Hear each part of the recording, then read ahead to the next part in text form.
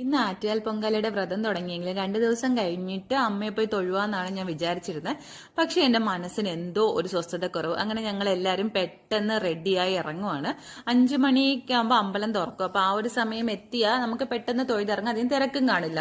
അവിടെ ചെന്ന പാക സീനായിരുന്നു. വണ്ടിയൊക്കെ വേറെ ദൂരെ പാർക്ക് ചെയ്യാൻ പറ്റത്തുള്ളൂ. പിന്നെ അവിടെ നിന്ന് നടന്ന് കുറേ ദൂരം കഴിഞ്ഞാണ് അവിടെ എത്തിയത്.